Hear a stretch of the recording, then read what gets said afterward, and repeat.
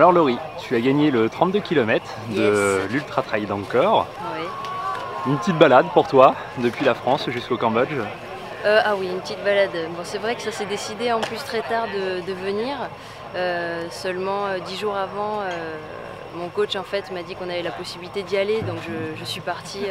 C'était pas prévu au programme, mais après pour moi ça me paraissait, normal et nécessaire de venir dans le sens où mon père est cambodgien, ma mère est française, mais la course se déroule à Siem Reap dans les temples d'Angkor. Et en fait, dans les années 70, mon père a fui justement Siem Reap pour atteindre la Thaïlande pendant la guerre des Khmers rouges. Et voilà, je lui ai annoncé que j'avais la possibilité d'aller partir courir et que j'avais envie de courir. Et il était heureux et fier. Et voilà la petite balade, effectivement. Et aussi, c'est la première fois en fait que tu mets les pieds au Cambodge. Exactement. J'ai eu la possibilité de voyager beaucoup grâce au sport.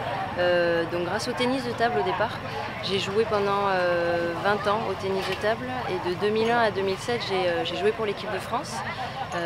Je suis allée souvent en Asie, donc en Chine, au Japon, mais j'avais jamais pu aller au Cambodge parce que c'est vrai que même s'ils pratiquent ce sport, puisque mon père était fan, ils n'ont pas de délégation parce que ça coûte cher d'envoyer des équipes sur les compétitions.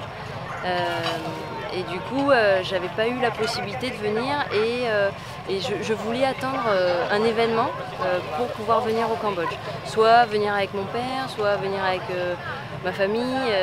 Et du coup, ça s'est fait là pour ce trail. C'est vraiment magique. En plus de gagner cette course, parce que voilà, j'avais pas prévu, je suis partie tranquillement sur cette course. J'ai passé 15 km avec une autre fille, Virginie, super sympa. Et puis finalement, elle a été moins bien, elle m'a dit de partir. Et puis je me suis presque envolée parce que je me sentais bien pour aller récupérer la première place à 5 km de la fin. Donc ouais, une belle histoire. Un petit peu d'émotion, non? Tu avais peut-être des pensées un peu particulières justement tout au long de ces 32 km? Ouais, j'ai eu des pensées un peu spéciales. Bon, déjà depuis hier où j'ai visité les temples, effectivement, il y a des moments assez émouvants où il y a les larmes qui coulent. Pas très longtemps, mais voilà, j'ai comme des flashs à l'intérieur de moi, je repense à ce que mon père a pu vivre, même s'il n'a pas tout raconté encore, il a mis des années à le raconter. Voilà, les larmes elles sont coulées un petit peu quand j'ai pris la tête. Ouais. Ça m'a mis un petit pic d'émotion et en même temps ça n'a pas duré longtemps.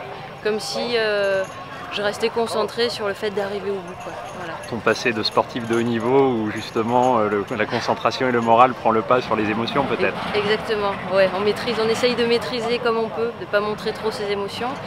Mais après, voilà, si ce soir je bois une petite bière d'Angkor, c'est possible que je craque.